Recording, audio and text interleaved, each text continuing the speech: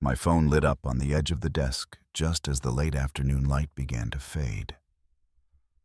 I had been reviewing maintenance reports, the kind of ordinary work that fills quiet hours when a business has been running smoothly for a long time.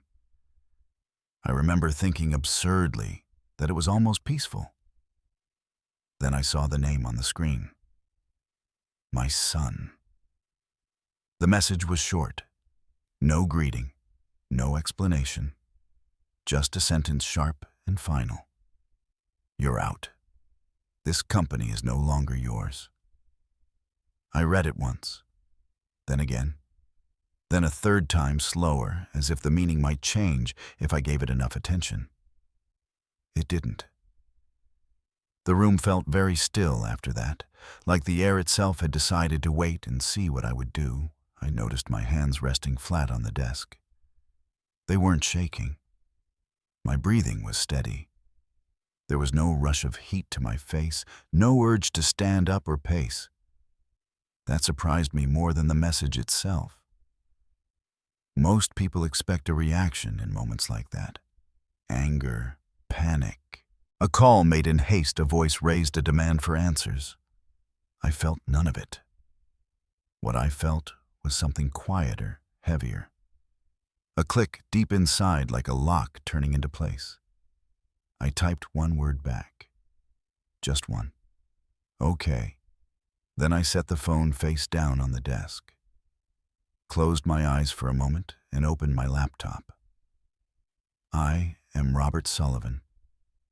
I was 60 years old that afternoon, and I had spent more than half my life building the company my son had just declared wasn't mine anymore.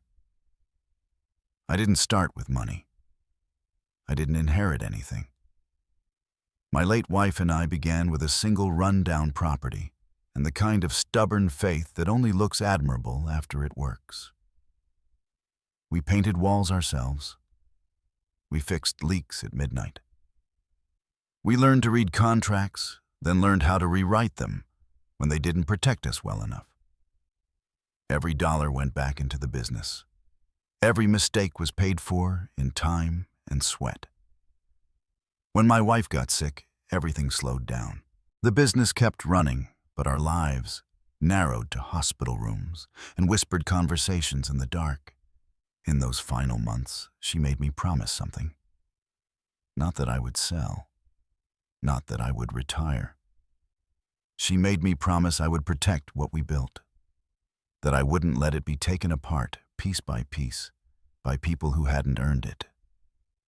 After she died, I kept going. Alone, but not lost. I ran the company myself. I signed every document. I approved every major decision. When my son asked to be more involved, I said yes, because he was my son, and because I wanted to believe that legacy could be shared. I gave him access. Limited access. Carefully considered access. I never stepped aside. I never signed control away. I never handed him the keys to the whole house. That was why the message on my phone didn't make sense on the surface. You can't be removed from something you still control.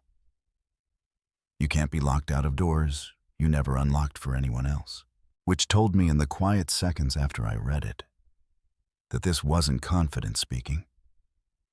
It was assumption. People who truly own something don't announce it by text. They don't need to. The laptop booted up, the familiar glow filling the room. I glanced at the clock in the corner of the screen. 4:32 in the afternoon. I did the math without thinking. There would be a window before panic set in on the other side, before calls started coming, before explanations were demanded. That window mattered more than my feelings, and I have always been good at setting feelings aside when work needs to be done.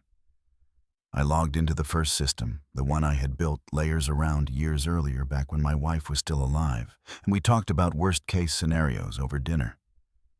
Banking access, cash flow, the backbone of everything. My password worked. So did the secondary verification, the one tied to a device I had never shared.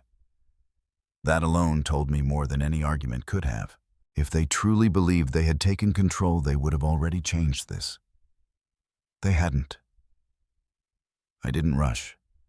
Rushing leads to mistakes, and mistakes were exactly what someone on the other side would be hoping for.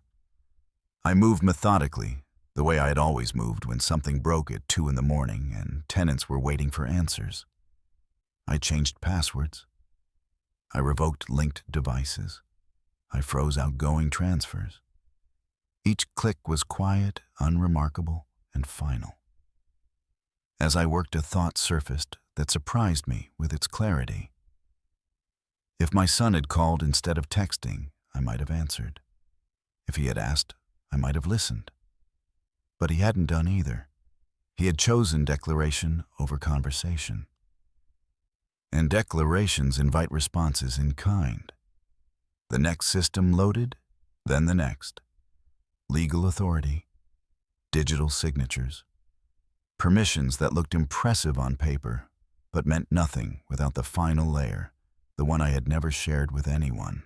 I scanned activity logs, noting dates and times, the small breadcrumbs people leave behind when they believe no one is watching. There were signs of movement. Preparation. Nothing completed yet. That mattered. Outside, a car passed tires hissing softly on the street. Somewhere in the house, the old clock in the hallway ticked on, steady and indifferent.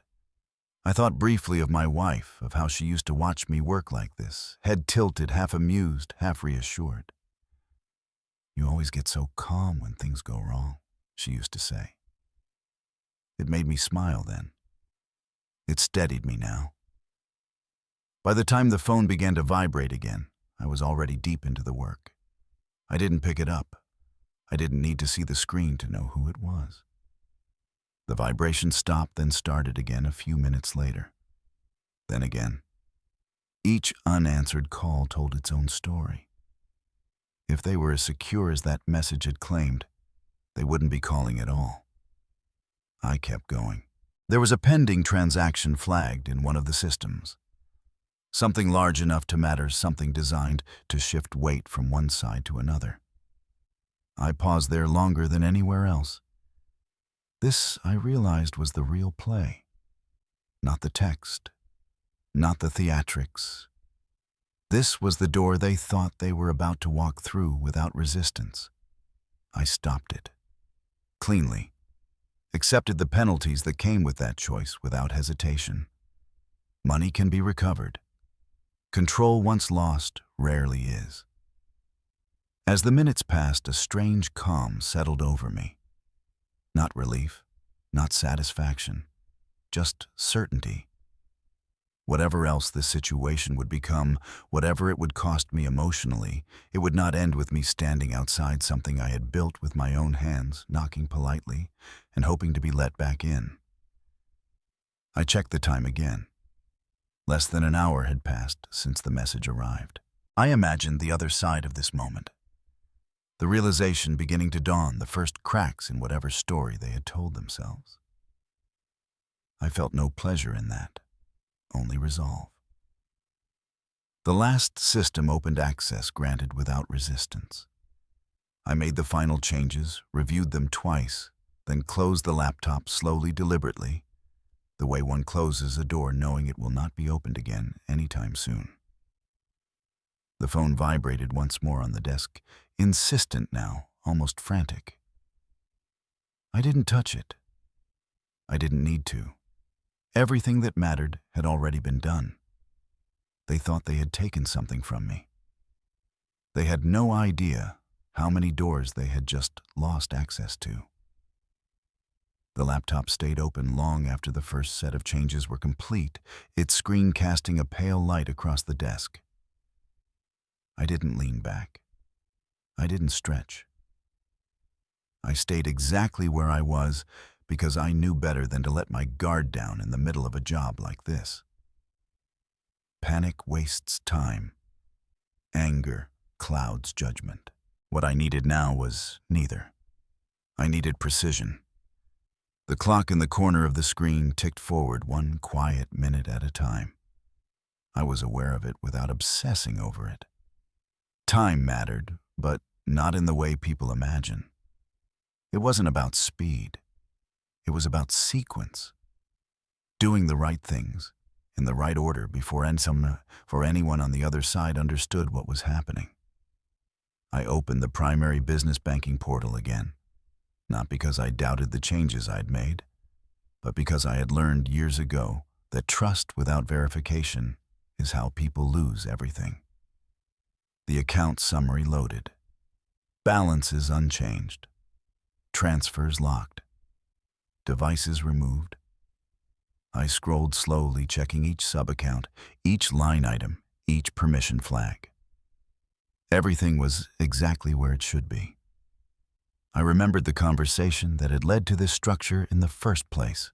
It was years ago, during one of my wife's better weeks, when we were sitting at the kitchen table with coffee that had long since gone cold. She had asked me what would happen if something happened to me too. Not in a dramatic way. Just a practical question, the kind she always asked. I told her the truth. That most people lose control of their businesses, not through hostile takeovers or lawsuits, but through convenience. Through shared passwords. Through access granted too quickly and never reviewed. That night, I made changes she never saw, layers she never needed to worry about. I didn't do it because I distrusted my family. I did it because I had seen what stress and grief could do to people who otherwise meant well. The next system was legal authority, the quiet heart of everything. Company filings, digital signatures, the mechanisms that allow ownership to move with a few clicks if no one is paying attention. I logged in and felt a familiar tightening in my chest as I scanned the activity log. There it was. Recent access. Attempts careful and incomplete, like someone testing the edges of a locked door. Nothing had gone through. Not yet. That told me something else. Whoever was behind this believed they still had time. Believed I would argue first, demand explanations, give them room to maneuver. I suspended all signing authority with a single action requiring physical presence and notarization for anything to move forward. It was an inconvenience. It was also non-negotiable. Anyone who truly believed they had control would have seen that requirement as an insult. Anyone who was bluffing would see it as a problem. I saved the changes and sat still for a moment, letting the reality of it settle. This wasn't just about money. It wasn't even just about ownership. It was about who had the right to decide what happened next. That right had not left my hands. The phone vibrated again. I didn't look at it. The sound was enough. Short bursts close together, the rhythm of someone calling back immediately after a call goes unanswered. I imagined my son pacing, his confidence thinning by the minute. I imagined someone else beside him, telling him what to say next, when to try again. The thought didn't make me angry. It made me more careful. I moved on to the next door. Email systems are where people get sloppy. They think control lives in accounts and signatures, but narratives live in messages. I logged in as administrator and watched the inboxes populate hundreds of unread messages flowing in from tenants, vendors, partners. Everything looked normal at first glance. Then I checked the rules. There it was. An auto-forward I hadn't set, quietly sending copies of my emails to another address. Subtle. Easy to miss. I disabled it, then traced its creation date. Weeks ago. Longer than this afternoon. Longer than the text message. This had been building in the dark. I felt something shift inside me, then something colder than surprise. This wasn't impulsive. It wasn't a sudden grab for power. It was organized. Planned. Which meant the text message had never been the beginning. It was the moment they thought they could stop pretending. I checked the cloud storage next to the place where contracts and drafts lived while waiting for final approval. Access logs showed familiar names, familiar devices. Nothing removed, nothing altered. Just viewed, copied, prepared. I tightened permissions, reduced access to exactly what was necessary, no more, no less. I wasn't trying to punish anyone. I was closing doors. The pending transaction stared back at me from the dashboard like an accusation. Large enough to matter. Complex enough to justify urgency. I opened it again, reviewing the details I already knew by heart. This was the kind of deal my wife and I used to argue about late at night, going back and forth until one of us laughed and said we'd sleep on it. The terms were solid. The timing was not. If this went through, it would shift leverage in ways that couldn't be undone quietly. It would give them a story to tell, a reason to say things had moved forward without me. I canceled it fully this time. Not just paused and accepted the consequences with a steady hand. I would explain it later. Or I wouldn't. Either way, the explanation would be mine to give. For the first time since the message arrived, I leaned back slightly and exhaled. Not because it was over. It wasn't. But because the most dangerous part had passed. The illusion of control on the other side was beginning to crack, and illusions are fragile once exposed to daylight. I thought again of my wife, of how she used to tease me for treating systems like people. You trust them, she'd say, but you always verify. She had been right. She usually was. The phone vibrated again, longer this time, then stopped. A pause. Then another vibration. I reached out and turned it face down without checking the screen, not as an act of defiance, but as an act of discipline. Whoever was calling wanted my attention. They hadn't earned it yet. I opened a new document and began to type. Dates. Times, systems accessed, changes made, calls missed, emails flagged. I documented everything the way I had learned to years ago, back when a single misunderstanding could spiral into a lawsuit if you weren't careful. This wasn't paranoia. This was preparation. As I typed, a memory surfaced of my son as a teenager sitting at the same desk, asking questions about spreadsheets he didn't really care about. He had always been impatient with details, more interested in outcomes than process. I had admired his confidence then. I understood its danger now. Another call came in, then another. I could almost feel the shift in tone without hearing a word. What began as certainty was becoming confusion. Confusion, if left unanswered, turns into fear. I finished the last entry in the document and saved it, then backed it up to a secure location that required no password at all, just a physical device locked in a drawer behind me. Some things are still best kept where only your hands can reach them.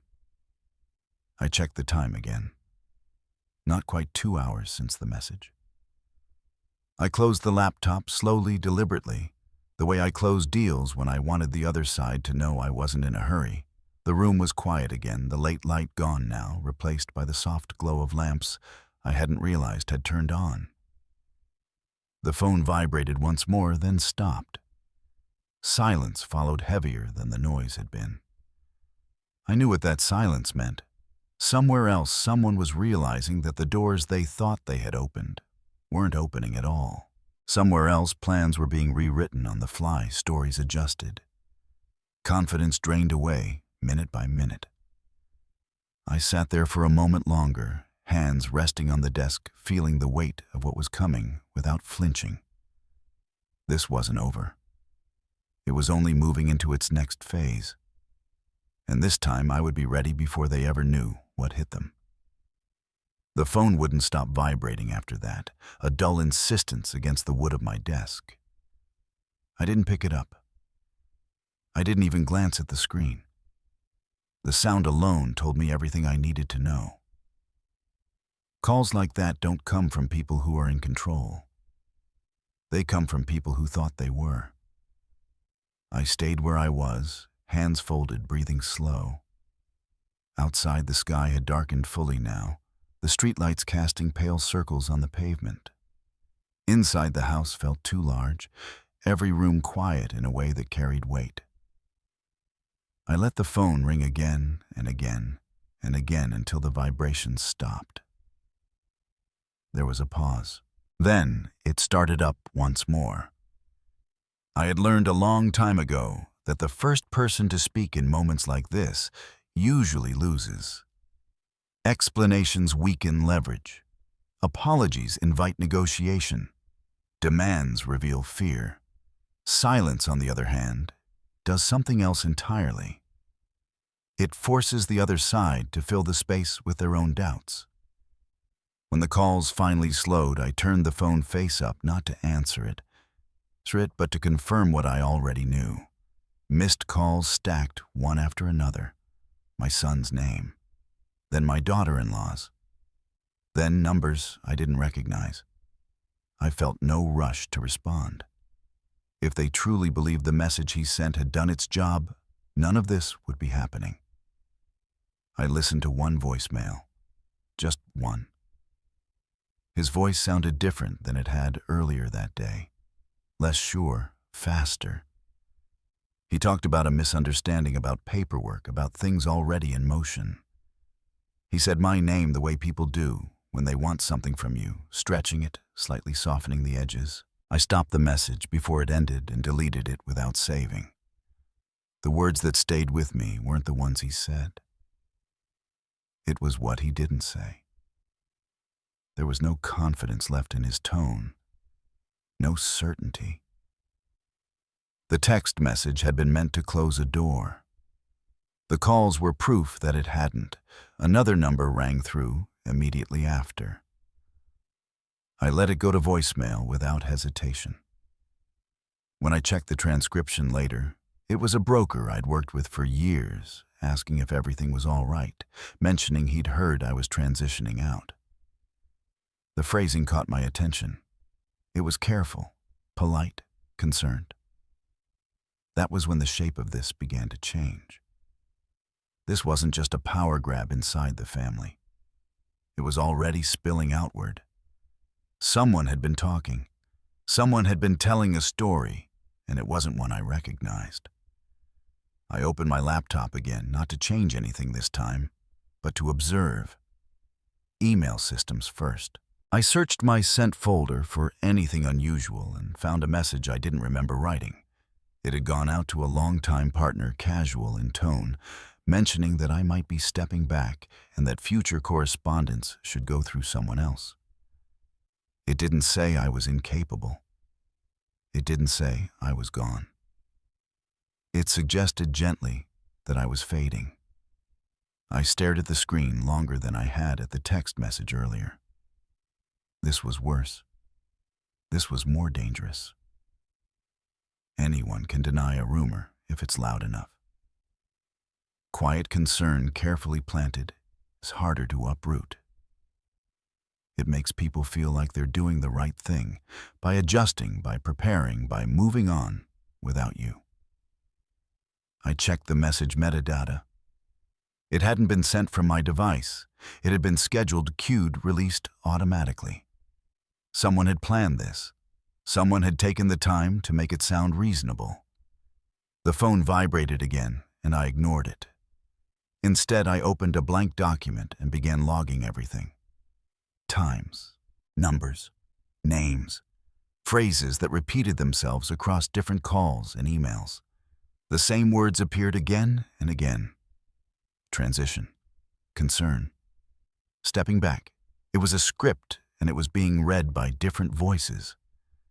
As I typed, I became acutely aware of my age in a way I hadn't been before. 60.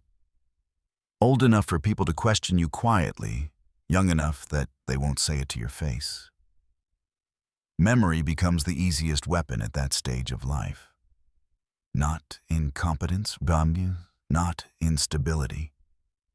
just the suggestion that you might not be as sharp as you used to be. They hadn't tried to overpower me. They had tried to replace me. Another call came through, this one from a legal office I didn't recognize. I let it ring out. If someone wanted to speak on my behalf without my permission, they could wait. I wasn't going to correct a narrative I didn't fully understand yet. Early corrections look like denial. Denial invites scrutiny. I wanted evidence, not arguments. The house creaked softly as it settled for the night. I thought of my wife again, of how fiercely protective she had been when anyone underestimated her. She used to say that the most dangerous lies are the ones wrapped in kindness. This felt like that. This felt deliberate. I reviewed the access logs one more time, not to change anything, but to confirm who had been where and when. Patterns emerge the way they always do if you're patient enough. The same accounts accessed in sequence, the same times of day. Someone was coordinating. Someone was directing traffic while letting my son believe he was driving. That realization didn't absolve him. It complicated him. The phone buzzed again, and this time a text came through beneath the missed calls. "We need to talk. This is getting out of control." The words were chosen carefully. Not apologetic, not confrontational. Frightened. I didn't reply. I wasn't ready to hear explanations yet. Explanations would muddy the clarity I had just found. What I needed now was confirmation, not comfort. I picked up the phone and scrolled through my contacts until I found the name I was looking for. Someone I trusted. Someone who had seen enough of this world to recognize when something wasn't adding up. I hovered over the call button for a moment, then stopped myself. Not yet. One more thing first. I checked the calendar and my notes from the past few weeks. Meetings postponed. Calls returned later than usual. Small things that hadn't bothered me at the time because I trusted the people involved. Now, seen together, they formed a picture that was hard to ignore. This hadn't started today. Today was just the moment they believed they could stop hiding it. The realization brought with it a strange sense of calm. Betrayal hurts less when it makes sense. Confusion is what wounds most deeply. Understanding, even painful understanding, restores balance. I saved the document again, backed it up twice, and closed the laptop. The phone vibrated one last time, then fell silent. I knew that silence wouldn't last. It never does. But for the moment, it was enough. I stood up and walked through the house, turning off lights as I went, the routine grounding me. In the hallway, I paused by a framed photo of my wife and me from years ago. Both of us younger. Both of us smiling at something just out of frame. I thought about the promise I'd made and the path that promise had set me on. This wasn't about reclaiming respect. It was about preserving truth. About making sure that whatever happened next happened in the open with no room left for polite lies or whispered concerns. When I finally went to bed, the phone rested on the nightstand, silent for now. I didn't sleep much. I didn't need to. My mind was already moving ahead, lining up questions, imagining answers, preparing for a conversation that would come whether anyone liked it or not. They thought silence meant weakness. They were about to learn how wrong that assumption was. Morning arrived without ceremony. No calls, no messages, no new fires to put out. The quiet felt deliberate now, like the calm after someone realizes they've miscalculated and needs time to regroup. I made coffee and stood by the window, watching a delivery truck idle across the street while the driver checked his phone. Life, indifferent and steady, moved on. At 9 o'clock, I left the house and drove to the office. I hadn't planned to not originally, but there was something I needed to see with my own eyes. The building looked the same from the outside: brick facade, familiar signage, the small plaque by the door, with the company name my wife and I had chosen decades ago. Inside, the receptionist looked up, surprised but relieved, as if my presence answered a question she hadn't known how to ask. "Good morning," I said, and it felt important to say it like nothing was wrong. I went straight to my office and closed the door behind me. The desk was neat, too neat. Someone had been careful in my absence. Files aligned, papers stacked precisely. That kind of order always tells you more than chaos does. Chaos is accidental. Precision is intentional. I sat down and opened the bottom drawer where I kept old contracts, the ones no one ever needed until they did. My hands moved automatically, muscle memory guiding me. I knew where everything was because I'd put it there myself, year after year, transaction after transaction. Nothing was missing, but something felt off. I found it in the third folder from the back. Draft documents I didn't remember authorizing. Clean copies, professionally formatted, with my name already typed where a signature would eventually go. My son's handwriting appeared in the margins, small notes to himself. Timing reminders. Next steps. One page had a yellow sticky attached to woman's handwriting I recognized instantly, even though I hadn't wanted to. Make sure this gets notarized first.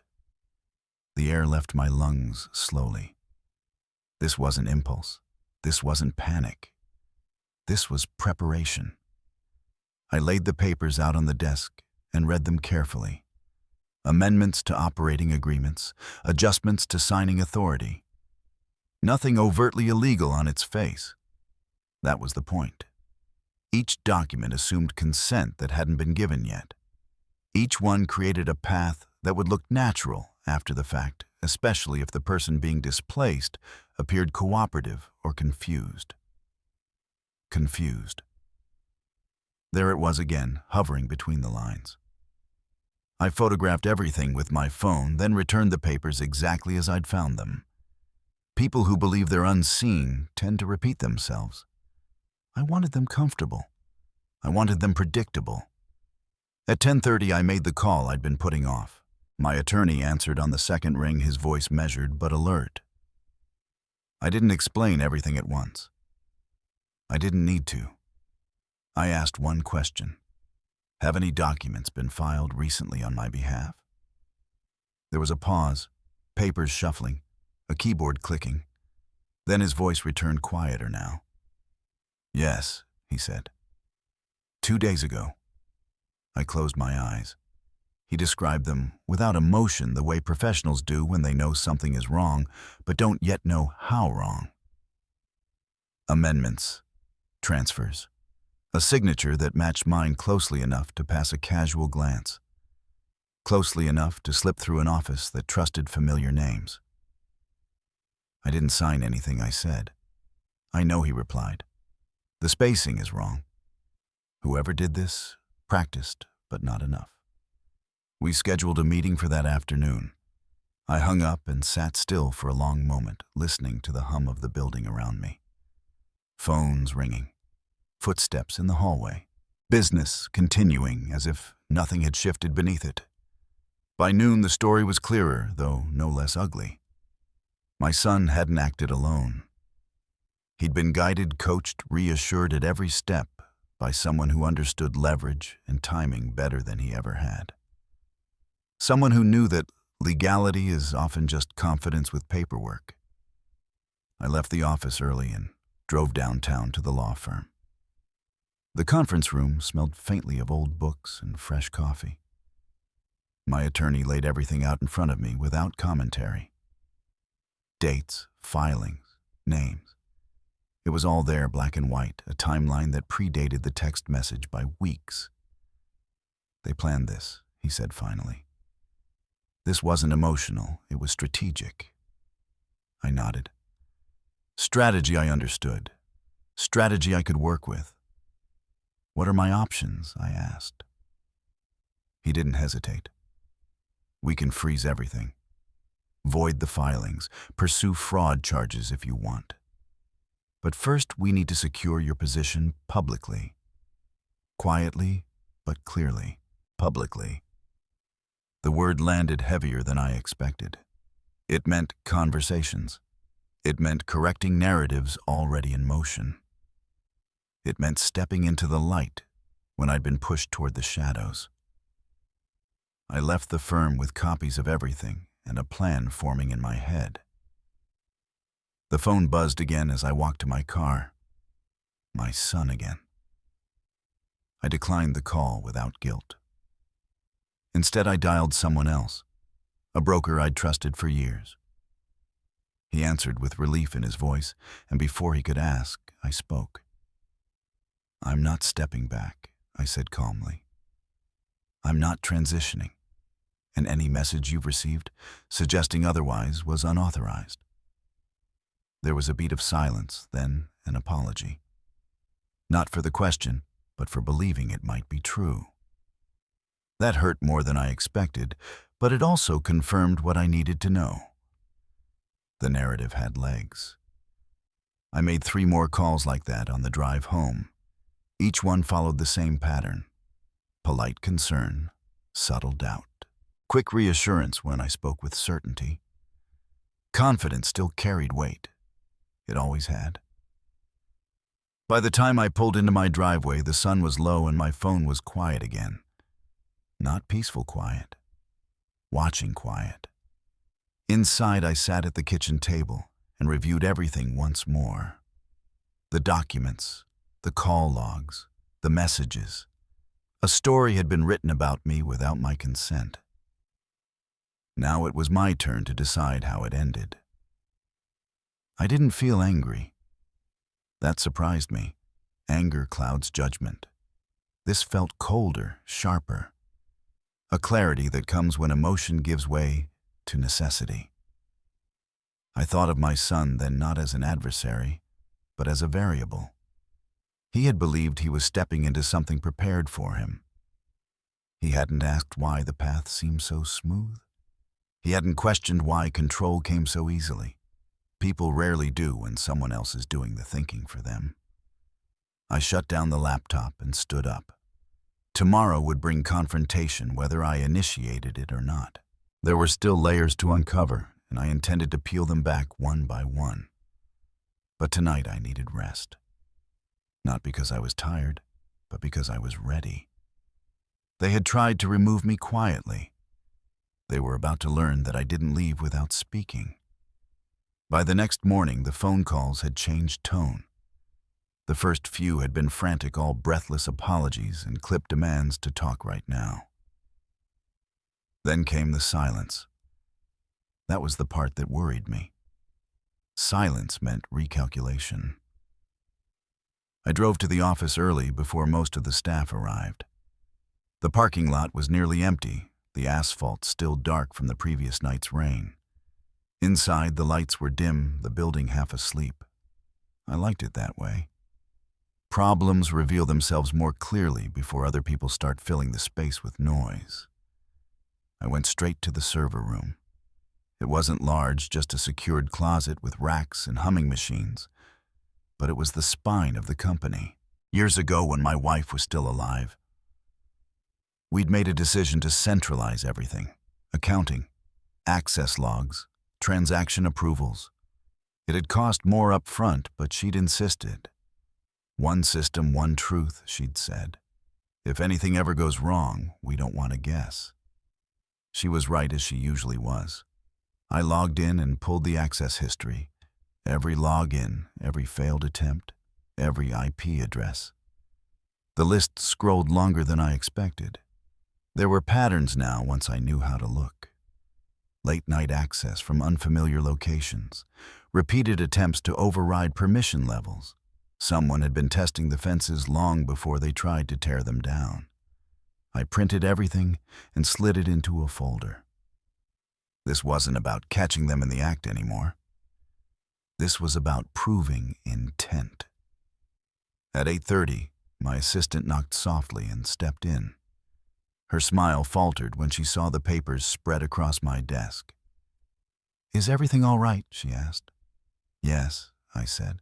"But things are going to change, and I need you to hear it from me first." She listened without interrupting as I explained carefully, choosing my words. I didn't accuse. I didn't dramatize. I simply stated facts, unauthorized actions, false filings, a narrative that didn't match reality. Her expression hardened as I spoke. When I finished, she nodded once. "I'll back you," she said. "Whatever you need." That mattered more than she knew. Trust, once broken, makes every remaining bond feel fragile. Each one that holds feels like proof that you're not alone. By mid-morning, I had confirmation that the filings were frozen pending review. Temporary, but enough. My attorney called to say the county clerk had flagged the documents after his intervention. The clock had stopped, at least for now. Then the email came. It wasn't addressed to me. That was the first thing that struck me. It had been sent to 3 brokers, a lender, and 1 long-term vendor. Someone had forwarded it to me with a single line at the top. "You need to see this." The message itself was polite, almost compassionate in tone. It spoke of transition, of concern, of responsibility. It suggested that I was experiencing some difficulties and that for the sake of continuity, future communications should be directed elsewhere. Nowhere did it use the word incompetent. It didn't have to. I read it twice, then a third time slower.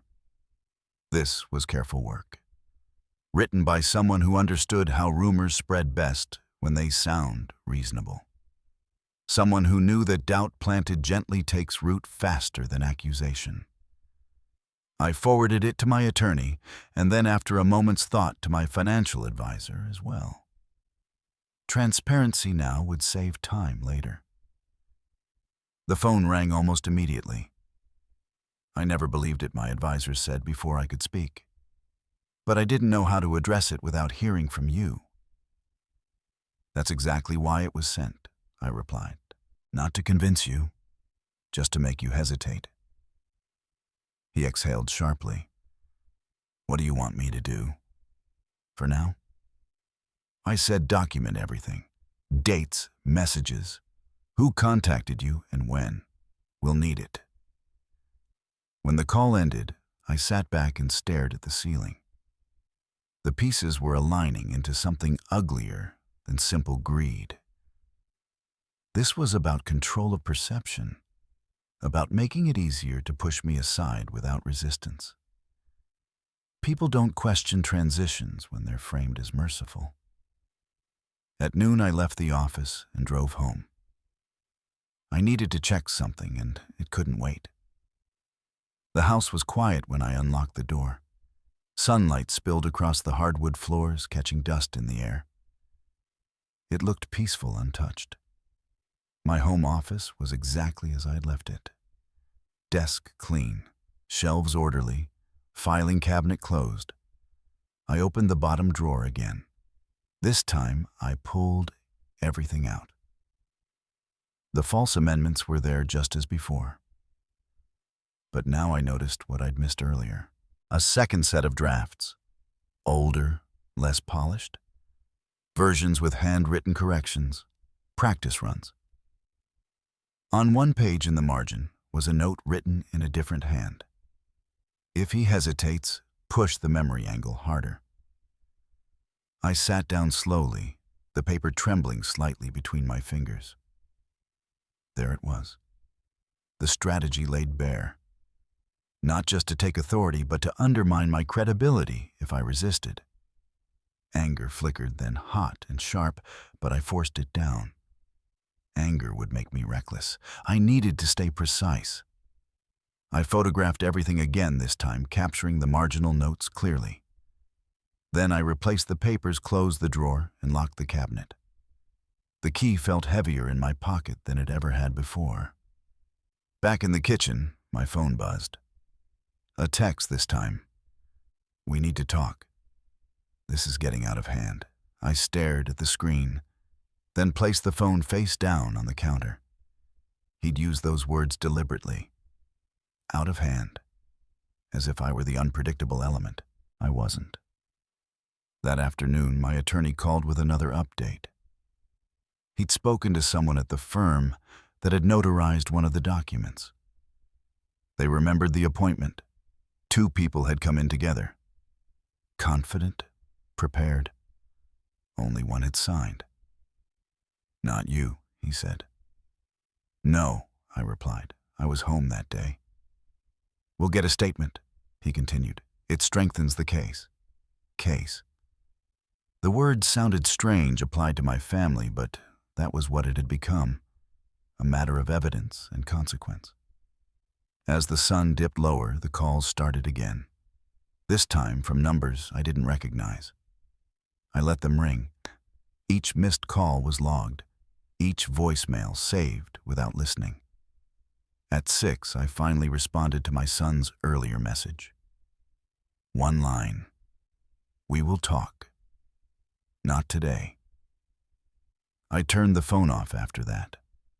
That night, I sat alone in the living room. The lights dimmed, the house echoing softly with the past. I thought about the boy he'd been. Curious, impatient, always wanting things to happen faster than they could. I thought about the man he'd become and how easily he'd believed someone else could carry the weight he'd never learned to lift. People think betrayal happens in a moment. A text, a signature, a confrontation. They're wrong. It happens slowly, in small permissions, given and not questioned. In trust extended without verification. In silence mistaken for consent. I didn't sleep much that night. Not from fear, but from resolve. Tomorrow I would stop reacting and start shaping what came next. They'd made their move. Now it was my turn to decide how the board looked when the game resumed. And this time, every piece would be exactly where I could see it. The meeting was set for Wednesday evening, 6 o'clock at my house. I didn't ask.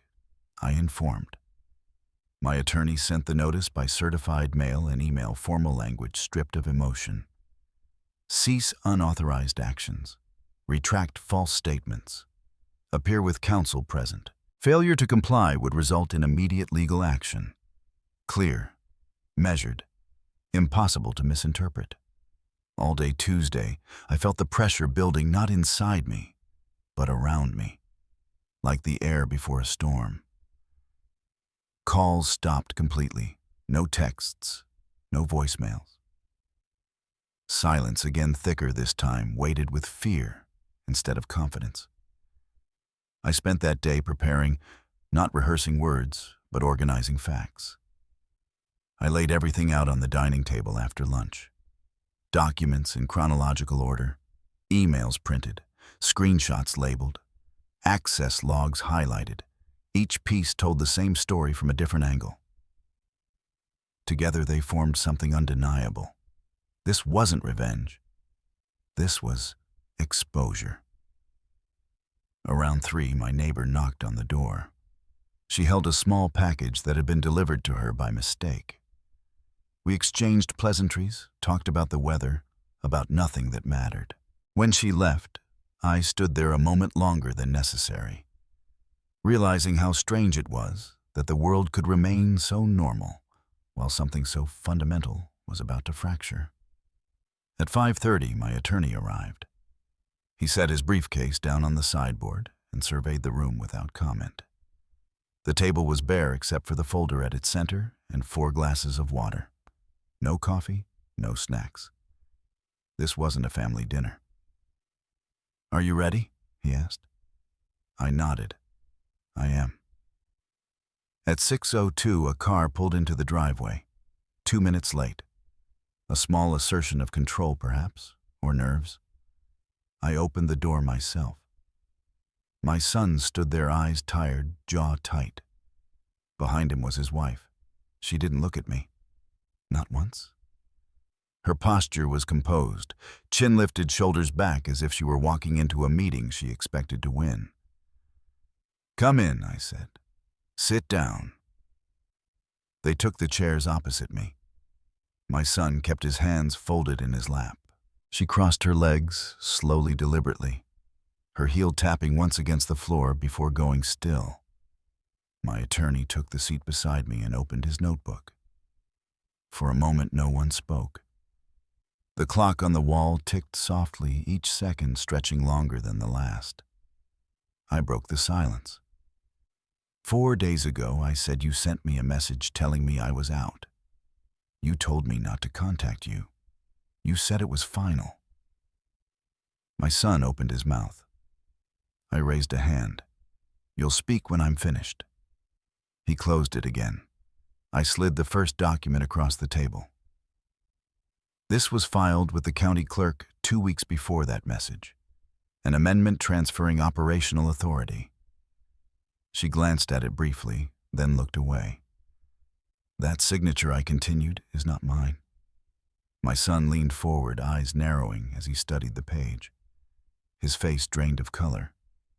"It doesn't match," he said quietly. "No," I replied, "it doesn't."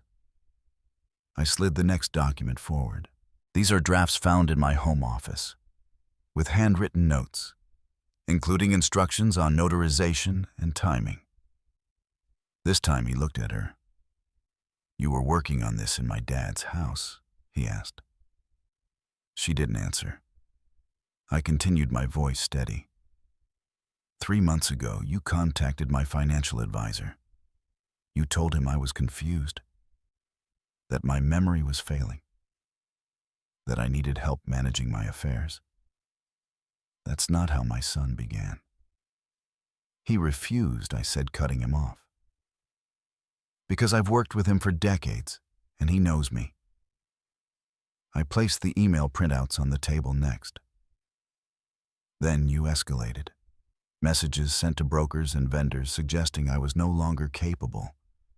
Carefully worded, no accusations, just enough doubt." I looked directly at her now. "You put it in writing?" Her lips pressed together. Still no denial. My attorney cleared his throat. "At this point, what you've both done constitutes forgery, fraud, and defamation. Each carries significant legal consequences." My son's hands were shaking now. He stared at the documents as if they might rearrange themselves into something else if he looked long enough. "This wasn't supposed to happen like this," he said finally. "You were supposed to agree." I leaned back in my chair. "You mistook my silence for weakness." He flinched.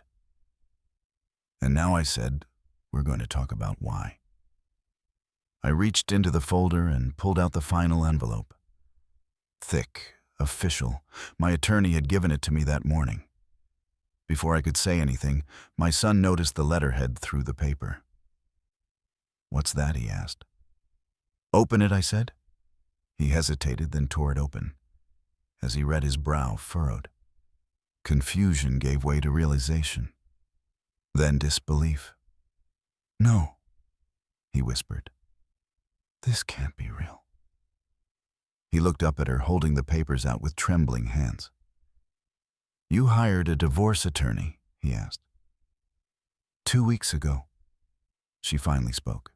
Her voice was calm, detached. "It was necessary." "Necessary?" His voice cracked. "We were working together." She shrugged. "I was planning ahead." My attorney spoke again. "Under state law, marital assets acquired during the marriage are subject to division.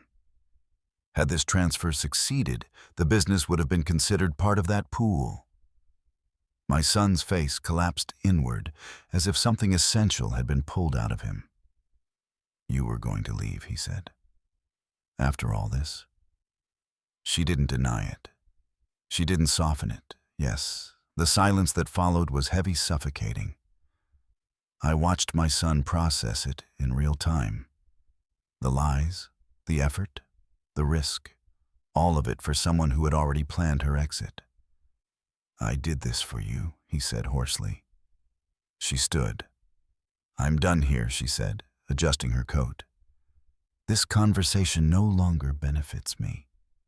She turned toward the door. Before she reached it, she glanced back at me. "You're stronger than I expected," she said. "I'll give you that." Then she left. The sound of the door closing echoed through the house like a final punctuation mark. My son sank back into his chair, the divorce papers crumpling in his grip. "I ruined everything," he said. I stood. "Richard will send you the terms I said. You will relinquish all claims. You will retract every false statement. You will cooperate fully." He nodded numbly. "And if I don't?" he asked.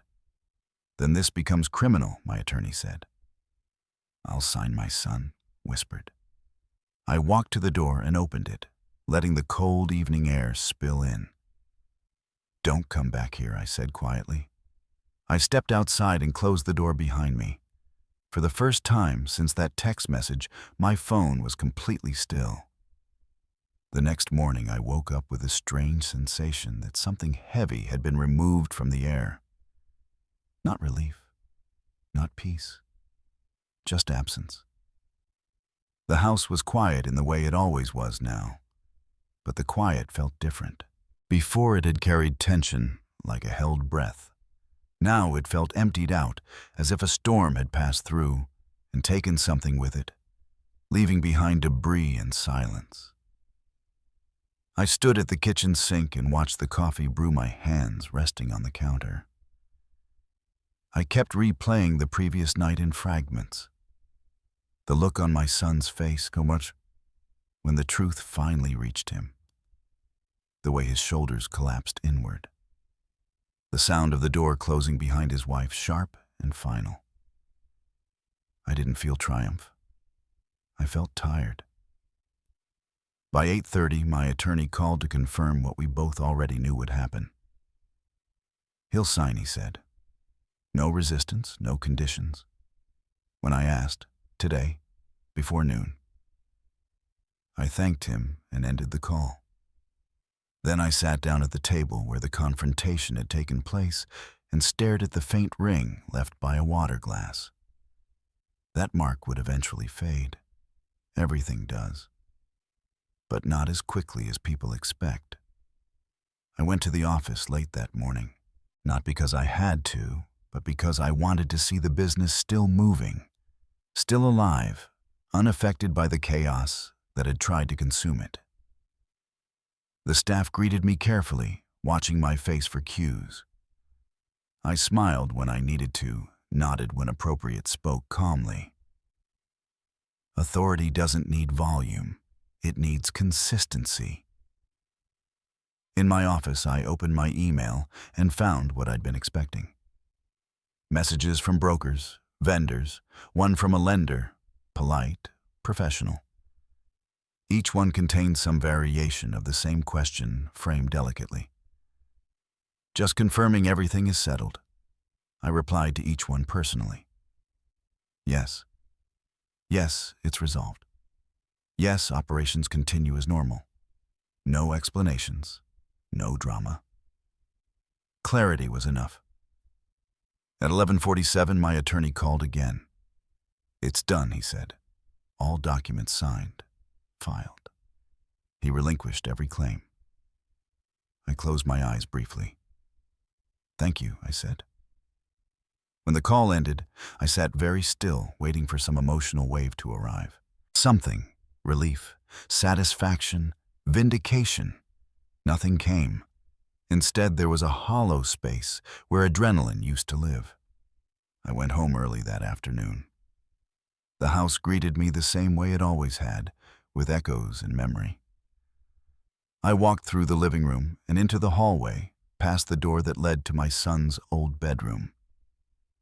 It had been a guest room for years now, but the shape of the space still belonged to him in my mind. I didn't go in. I didn't need to.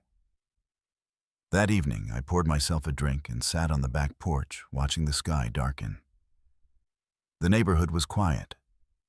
A dog barked somewhere down the block. A car passed headlights sweeping briefly across the yard. I thought about my wife then. Not the illness, not the end. I thought about her laugh. The way she used to sit at the dining table late at night with spreadsheets spread out, tapping a pen against her chin while she thought. If we ever have trouble, she'd said once years ago, promise me you won't let emotion decide what logic should handle. I'd promised, and I'd kept it. The phone buzzed beside me. A text from my son. I stared at it without opening it. The preview showed only the first few words. I'm sorry. I turned the phone face down.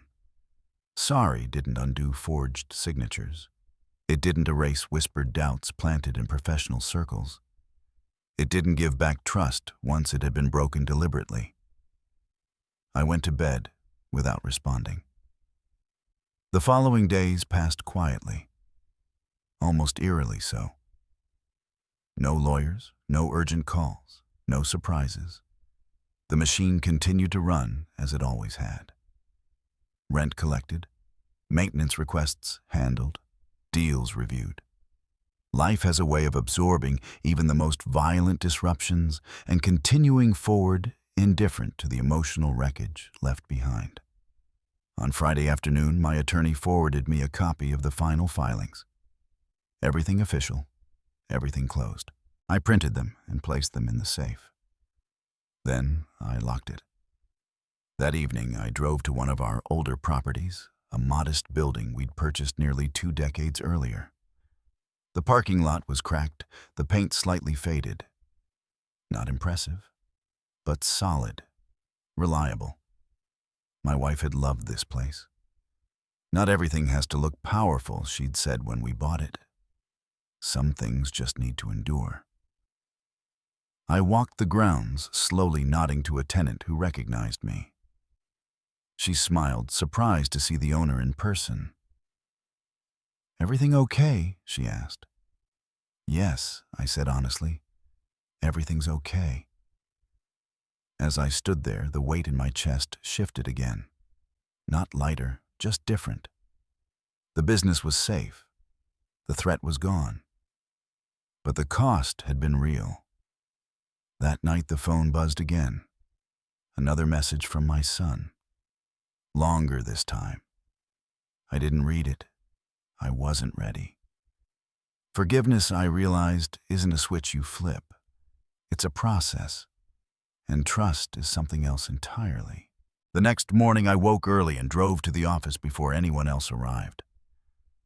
I sat at my desk and opened a new document. Not a legal one. Not a business plan. Just a blank page. I wrote down everything I'd learned. Not about contracts or fraud, but about people, about assumptions, about silence, about the danger of confusing blood with loyalty. When I finished, I saved the document and closed it. It wasn't meant to be shared. It was meant to be remembered. At noon, I finally opened my son's messages. I read them slowly, carefully. Apologies.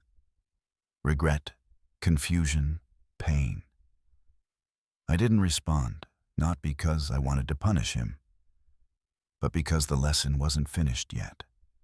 Consequences lose their meaning if they're rushed past. That evening, as I locked up the office and turned off the lights, I paused by the door and looked back at the space.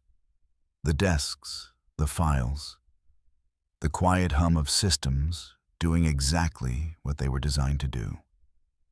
They were mine again. Fully, unequivocally. But ownership had never been the point. Control wasn't either. What I'd reclaimed wasn't just a company.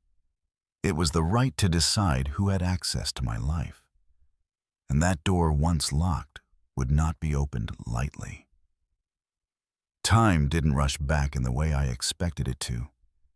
Instead, it crept. Slowly. Carefully. Like it wasn't sure it was welcome yet. The week after the documents were signed, felt oddly suspended, as if the world was waiting to see what I would do now that the fight was over. I kept my routines the same on purpose. Same wake-up time, same drive, same coffee mug with a small chip on the rim my wife used to tease me about. Structure was the only thing that made the days feel real again. On Monday morning, I held a full staff meeting.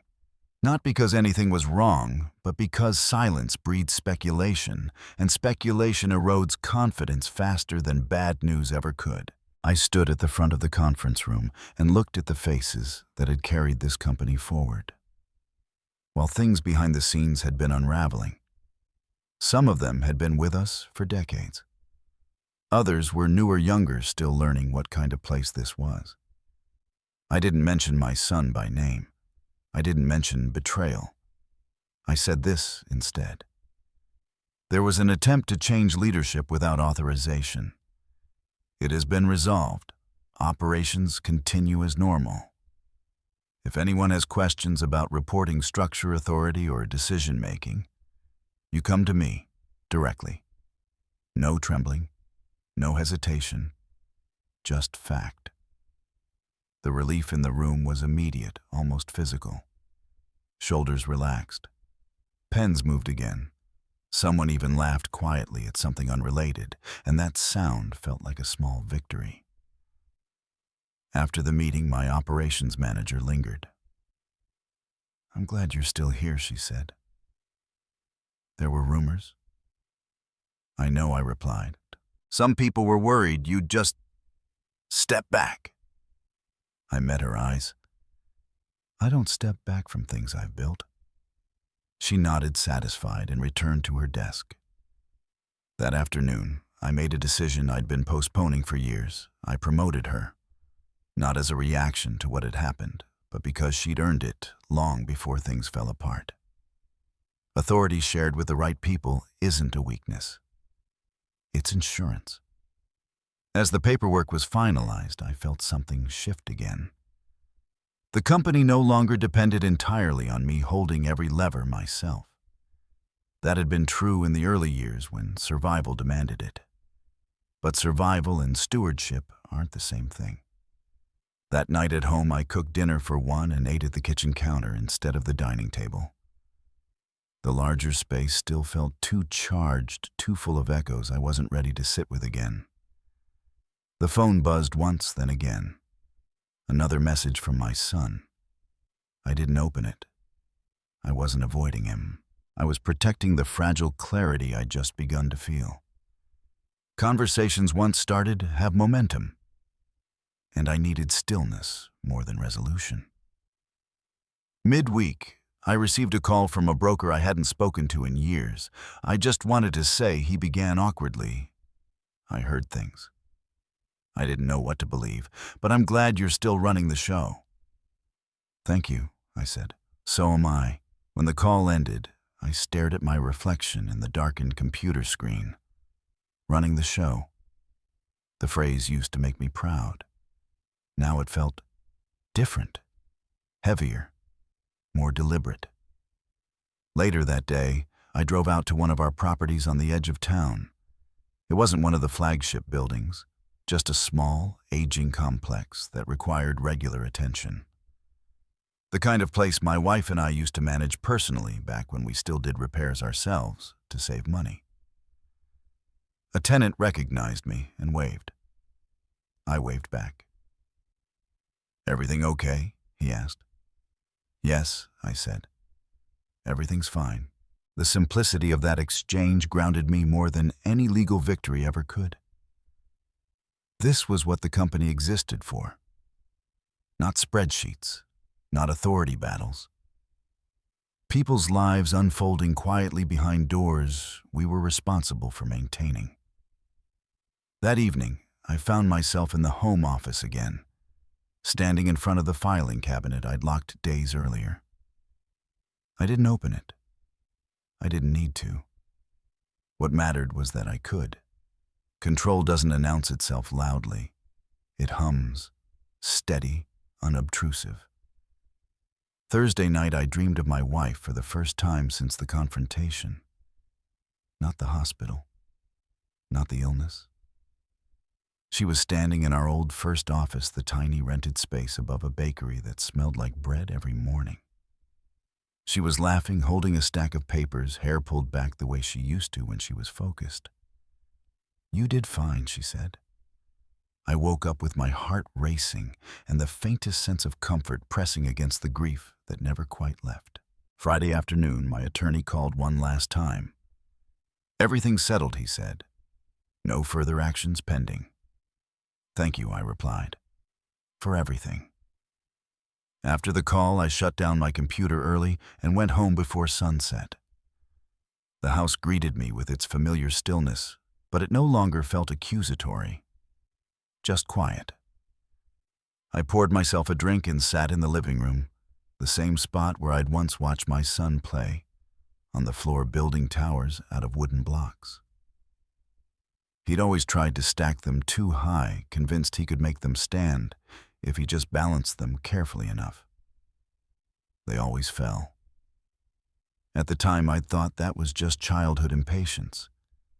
Now I wondered if it had been something deeper. The phone buzzed again. This time I picked it up. I opened the message. It was longer than the others, less frantic, more measured.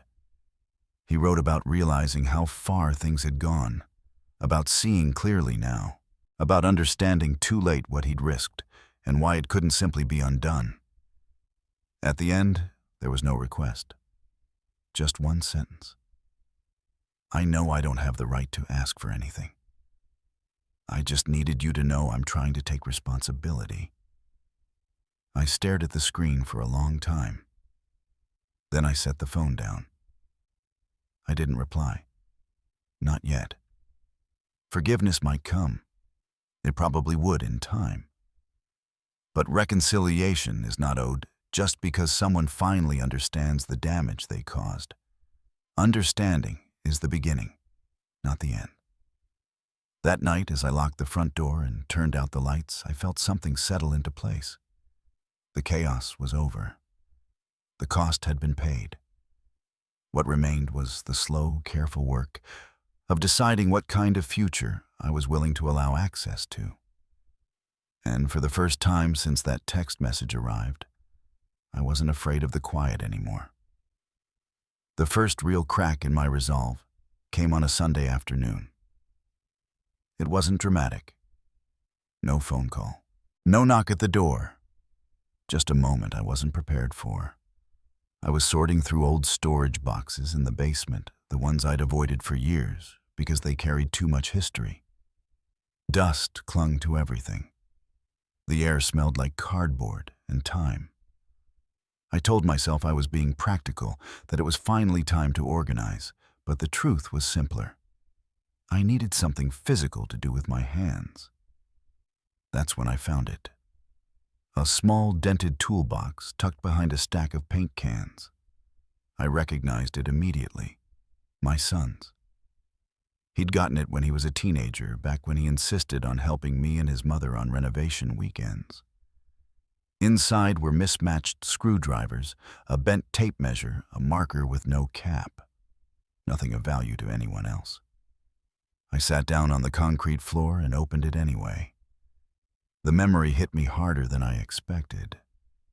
He'd been proud of that box, proud of being trusted with real tools, even if he mostly handed them to his father and asked questions.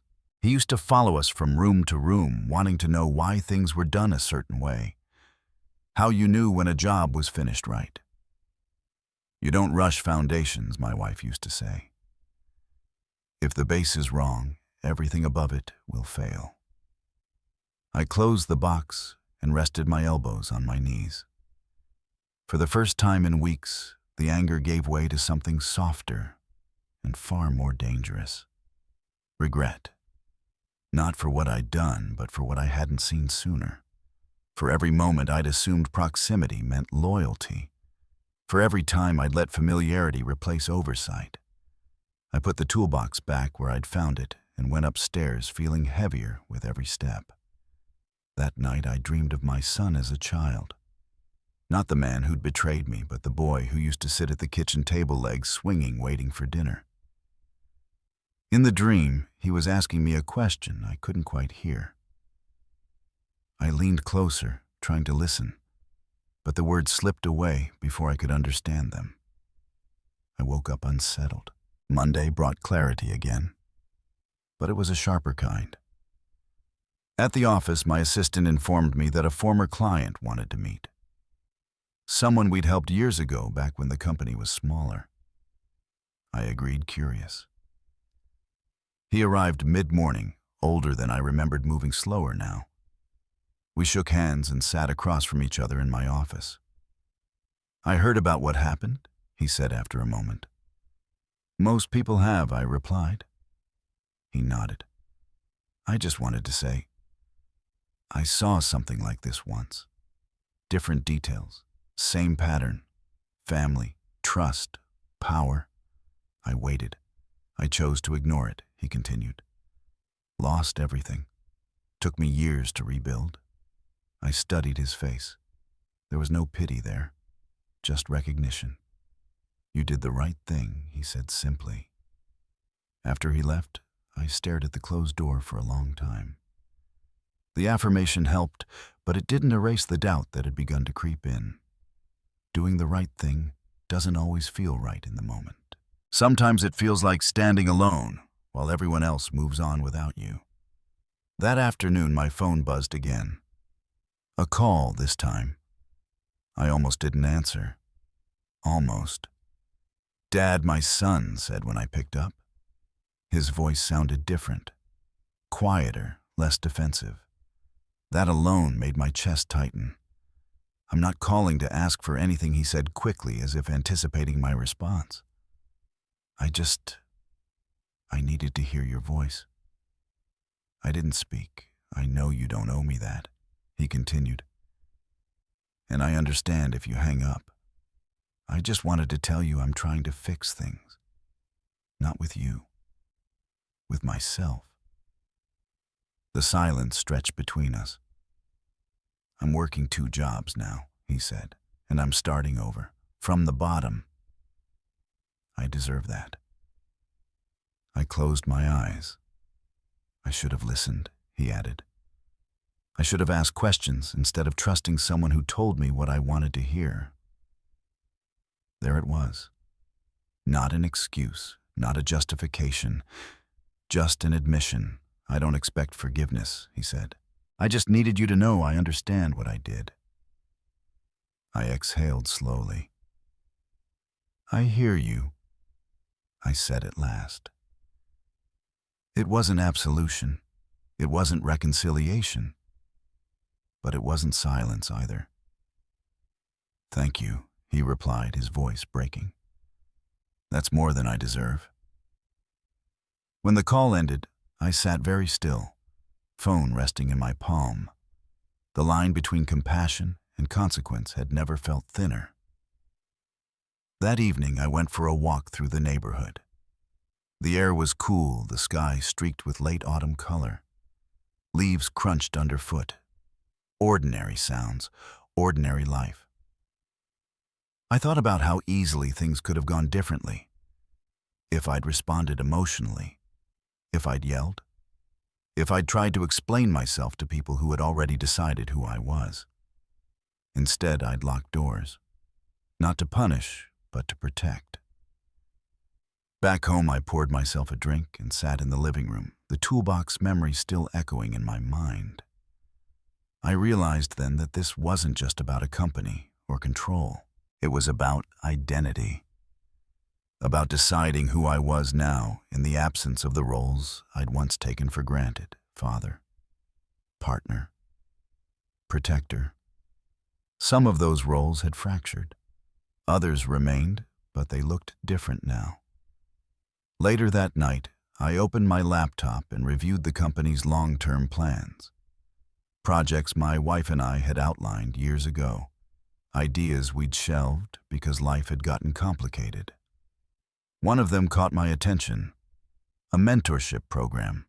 Something small, quiet. A way to teach younger people the fundamentals we'd learned the hard way.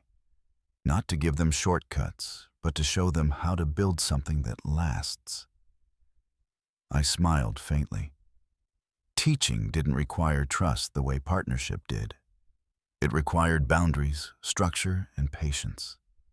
Things I still had. I closed the laptop and looked around the room. The house no longer felt like a battlefield. It felt like a place that had survived one. Before going to bed, I checked my phone one last time. No new messages, no missed calls, just quiet. And this time, the quiet didn't feel like something waiting to strike. It felt earned. I knew the road ahead wouldn't be simple. Healing never is. But I also knew something else now, something I hadn't understood before. Strength isn't just knowing when to hold on. It's knowing when to let go without destroying what remains. That was the lesson my son was learning now. And it was one I intended to honor, even as I kept the doors firmly locked where they needed to be. The first time I felt truly steady again was the morning I said no. Not in anger, not in fear, just no. It happened 3 weeks after everything was finalized. Long enough for the dust to settle, long enough for silence to become routine instead of alarming. I was in my office early reviewing maintenance reports when my assistant knocked and hesitated in the doorway.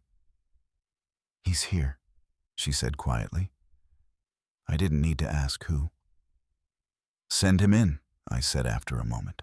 My son stepped into the office holding a thin folder, his hands gripping it like it might disappear if he loosened his hold. He looked thinner than the last time I'd seen him. Not sick, just worn.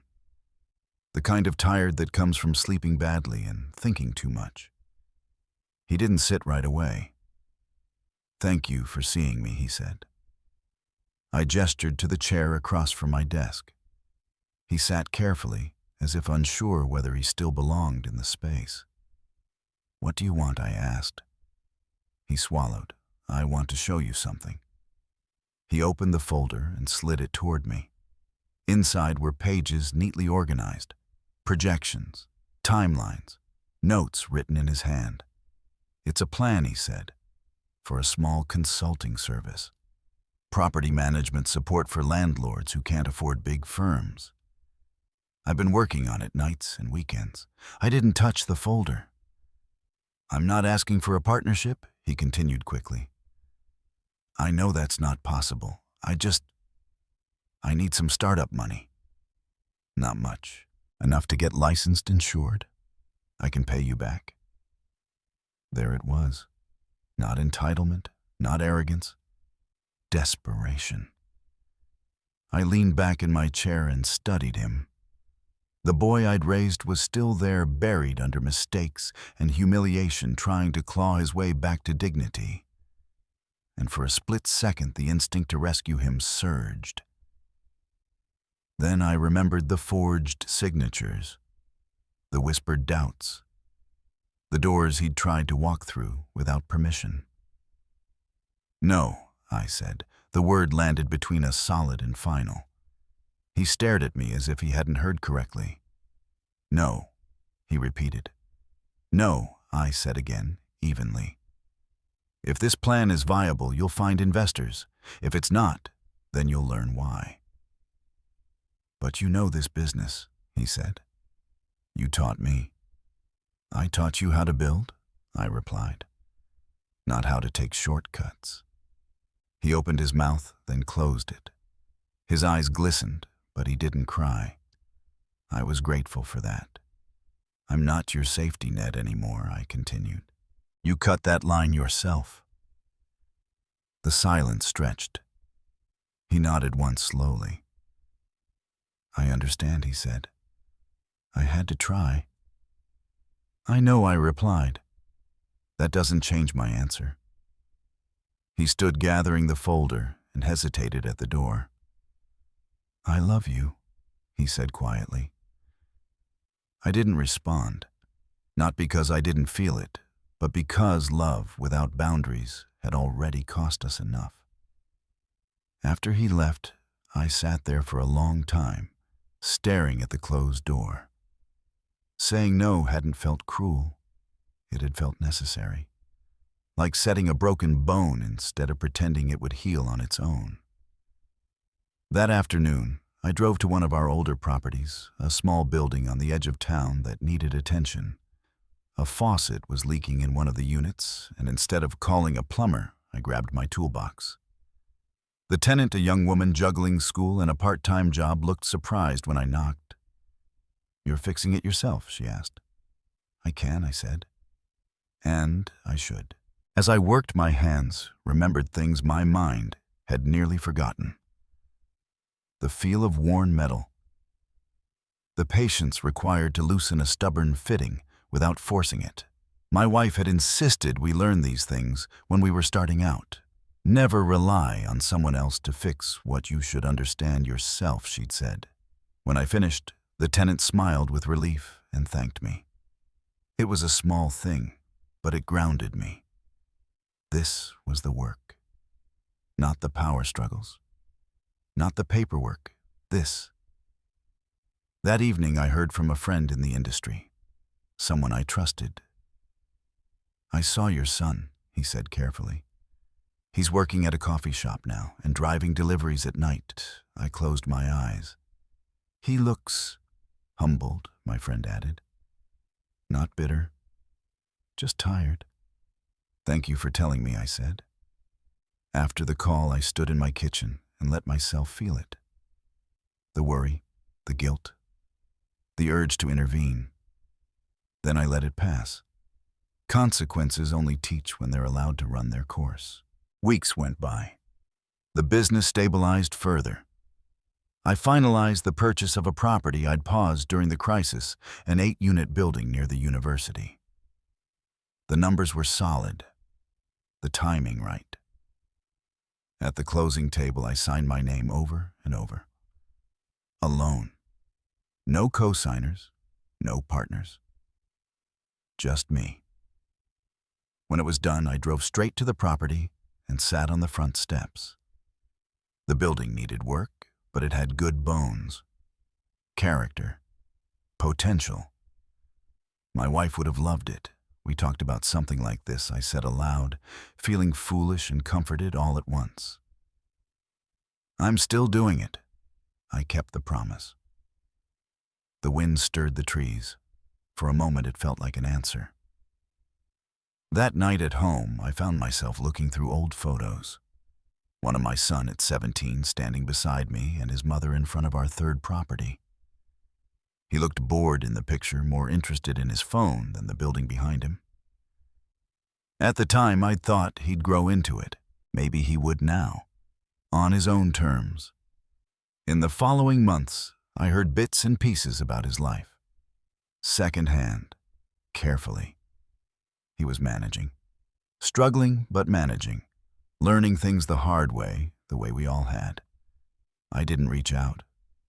Not because I didn't care, but because care doesn't always mean contact. One afternoon, my financial advisor asked me about succession planning. What would happen to the business if something happened to me? I told him the truth. "The company will be sold," I said. "The proceeds will go to charities. Organizations that support people starting from nothing." "And your son?" he asked gently. I shook my head. "Not as things stand." He nodded, understanding. Forgiveness doesn't rewrite legal documents. It doesn't restore access. It just removes poison from your own bloodstream. As autumn settled in, I felt a quiet pride I hadn't expected. Not in winning, not in being right, but in standing firm. Saying no had been harder than locking doors, harder than confronting betrayal, harder than letting go of anger. But it had been the most honest thing I'd done.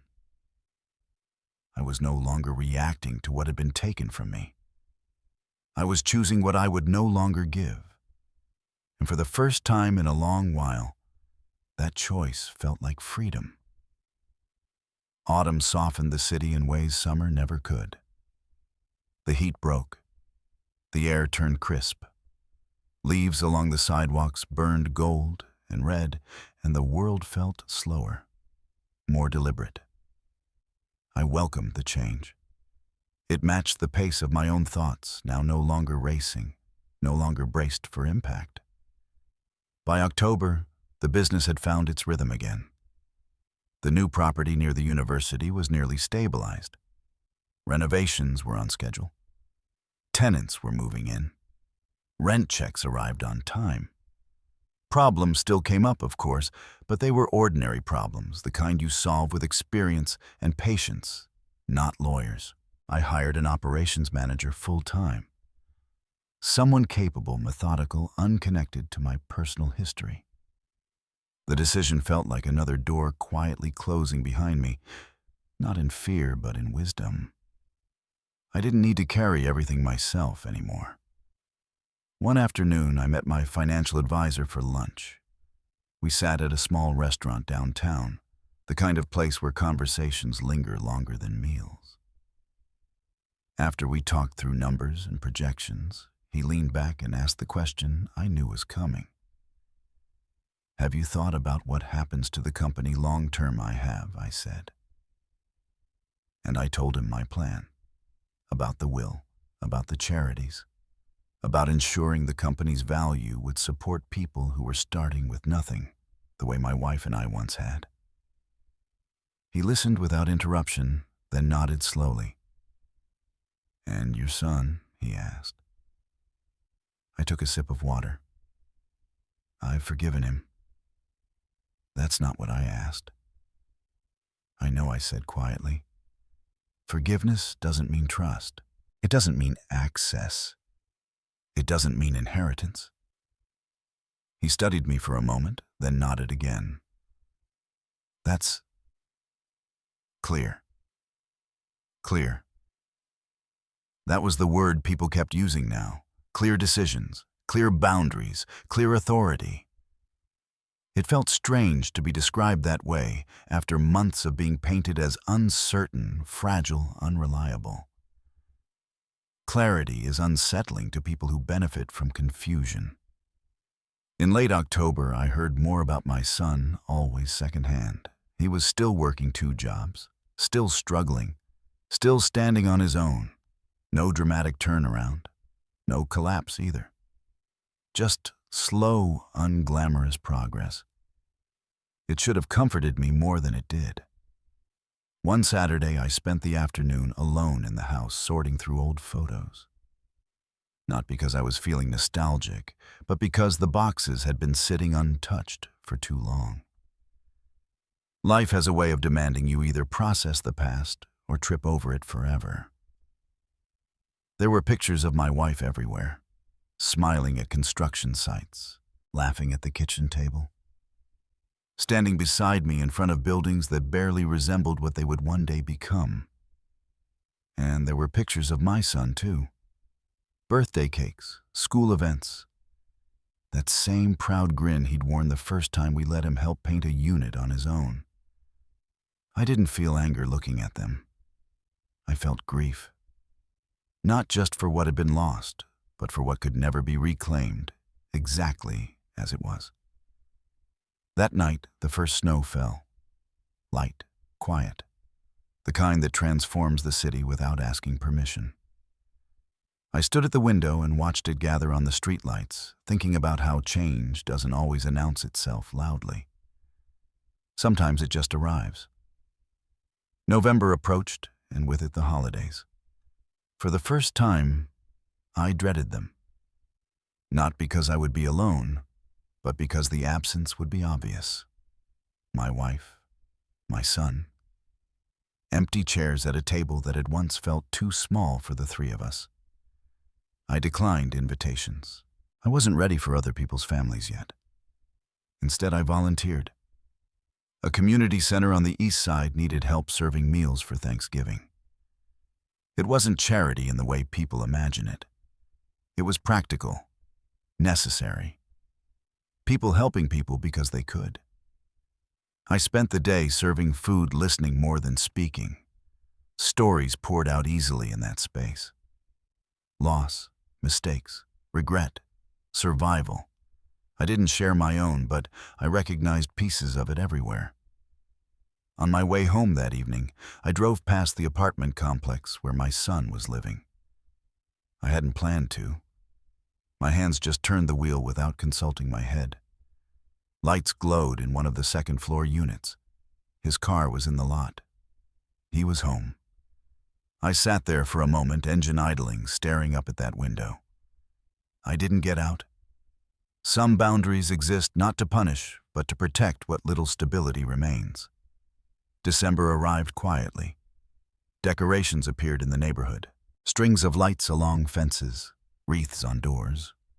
I put up a small tree in the living room, more out of habit than celebration. One afternoon, while I was adjusting a crooked ornament, the doorbell rang. I froze. No one ever rang the doorbell anymore. When I opened the door, my son stood on the porch holding a small, carefully wrapped package. He looked nervous. Not ashamed, not defensive, just uncertain. "I know you said not to come to the house," he said quickly. "And I'm sorry. I just wanted to give you this and then leave. I won't stay." I took the package without inviting him in. "Thank you," I said. He nodded, relief flickering across his face. "I'm doing better," he added, as if he needed me to know. "Not great, but better." I'm glad I replied and meant it. Snow drifted between us, soft and silent. "I'll go," he said. "Take care of yourself," I said. He turned and walked back to his car, without another word. Inside, I sat down on the couch and unwrapped the package slowly. Inside was a small wooden box, handmade, the grain uneven, the corners imperfect.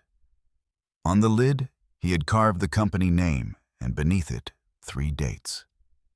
The beginning, the growth, the loss. Inside the box was a note written in his careful handwriting. "I made this myself. I know I don't deserve anything. I just wanted you to have something that says, I understand now." I closed the box and held it in my hands for a long time. That night, I placed it on the mantel beside a photograph of my wife and me from our early days.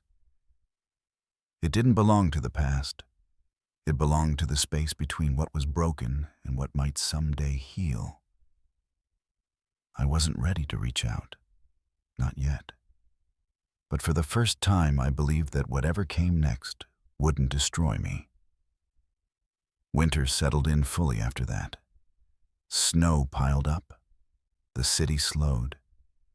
And in that quiet, I realized something important. I hadn't won. I had survived. And sometimes, that's the only victory that matters. By the time spring returned, I had stopped waiting for something to feel finished. The world outside changed first. Snow retreated from the sidewalks.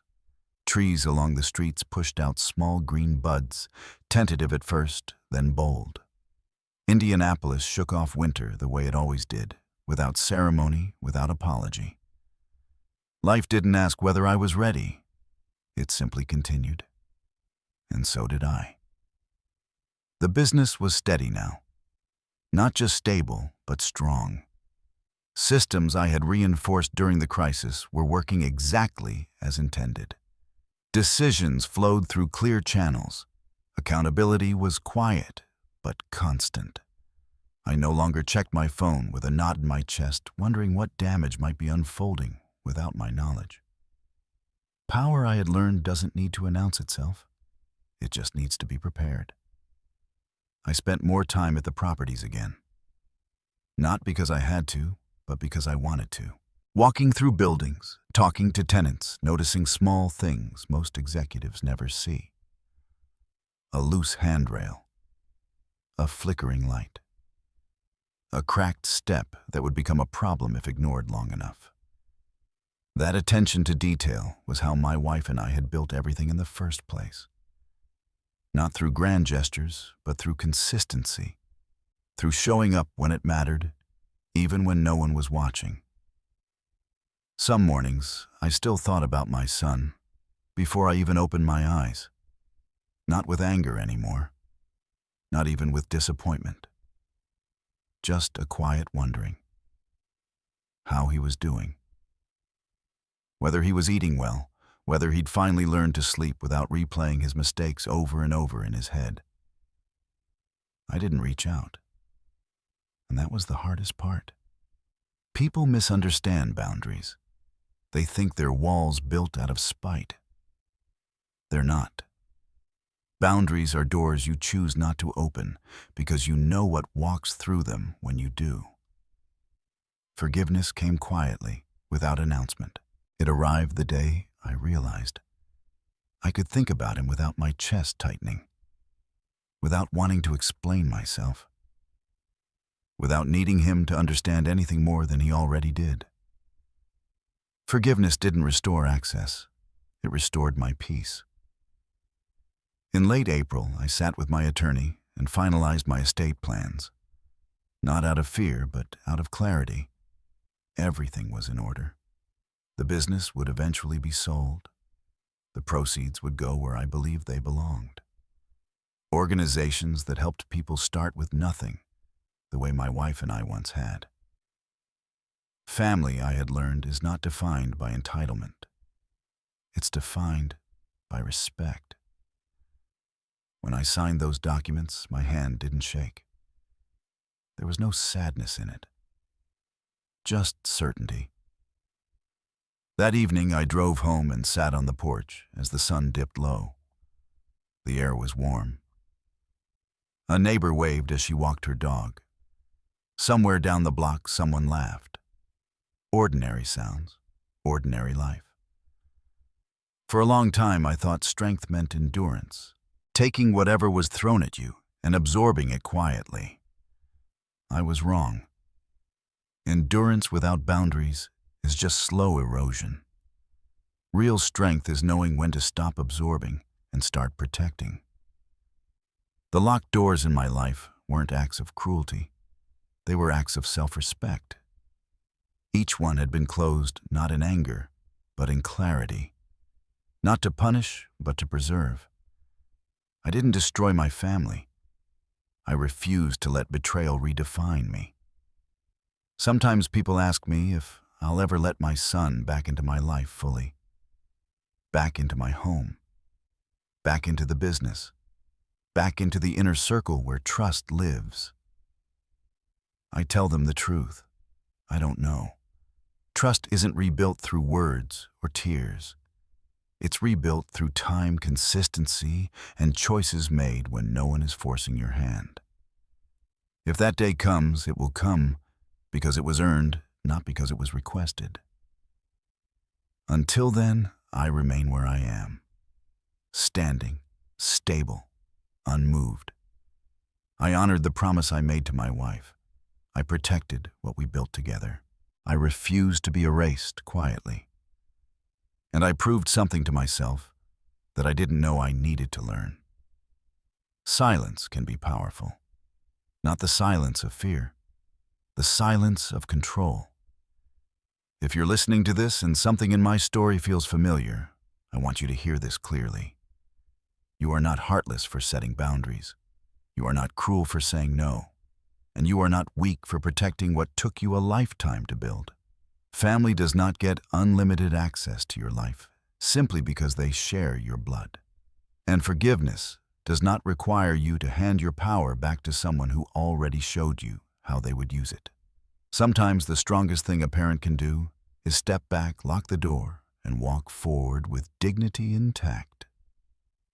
If this story resonated with you, if you've ever had to choose between love and self-respect, I invite you to share where you're listening from and what part of this journey felt closest to your own. Your stories matter, and you're not alone in them. And if you want to hear more real stories about quiet strength, family betrayal, and the kind of justice that doesn't shout, but endures, stay here with me. Subscribe, stay connected, and keep listening. Some doors once locked protect more than just what's inside. They protect who you are becoming.